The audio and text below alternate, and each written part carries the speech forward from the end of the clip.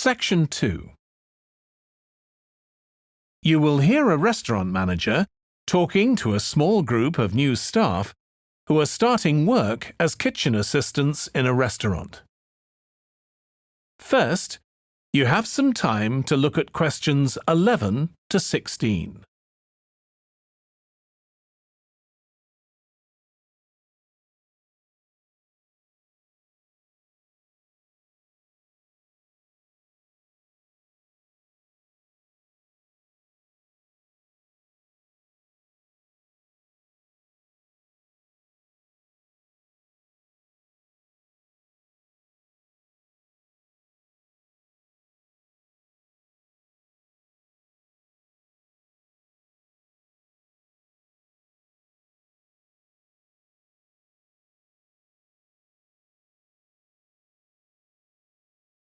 Now listen carefully and answer questions 11 to 16. Good morning, everyone. My name's Joy Parkins and I'm the restaurant manager. And I understand that none of you have had any previous experience as kitchen assistants.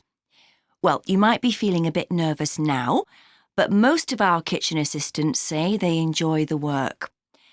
OK, they might get shouted at sometimes, but it's nothing personal. And they're pleased that they have so many different things to do, which means they never get bored. And I'll tell you straight away that if you do well, we might think about moving you up and giving you some more responsibility. Right, well, you've all shown up on time, which is an excellent start. Now, I'm glad to see none of you have unsuitable footwear, so that's good. You need to be careful as the floors can get very wet and slippery. Those of you with long hair have got it well out of the way, but some of you'll need to remove your rings and bracelets. Just put them somewhere safer today. And remember to leave them at home tomorrow, as they can be a safety hazard. Now, it's going to be a busy day for you all today. We don't have any tables free for this evening, and only a few for lunch. Fortunately, we've got our head chef back. He was away on holiday all last week, which meant the other chefs had extra work. Now, I'll tell you a bit more about the job in a minute, but first, some general regulations. For all of you, whatever your age, there's some equipment you mustn't use until you've been properly trained, like the waste disposal system, for example, for health and safety reasons. Then I think there are 2 of you here who are under 18. That's Emma and Jake, isn't it?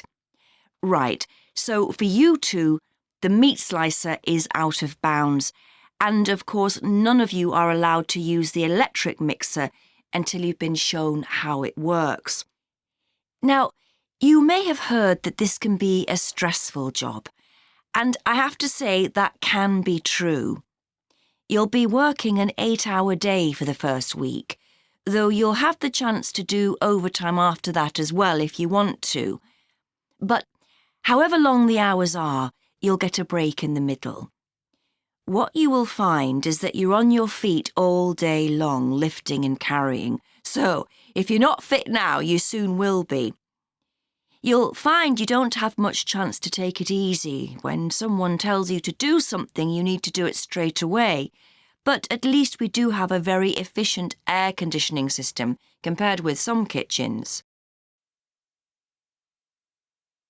Before you hear the rest of the talk, you have some time to look at questions 17 to 20.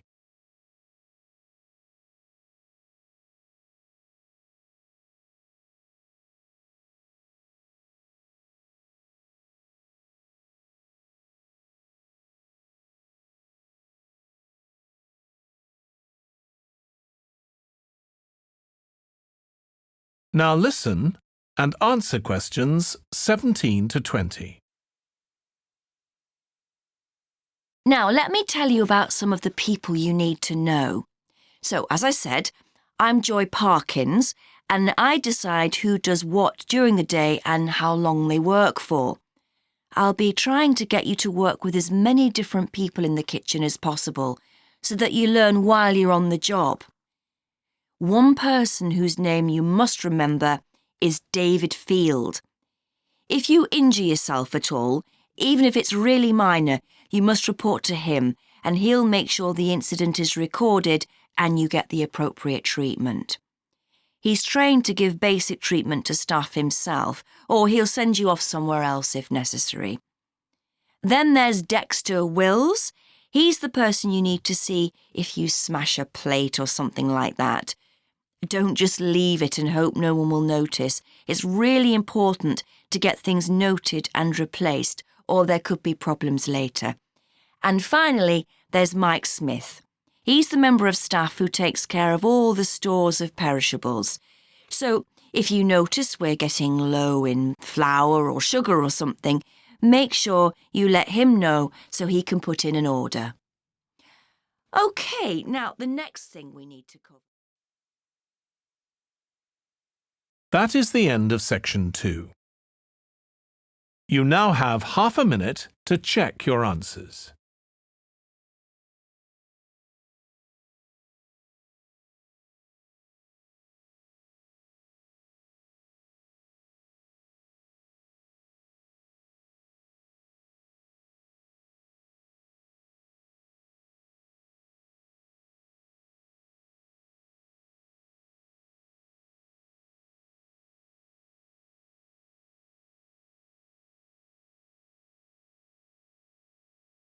Now turn to section 3.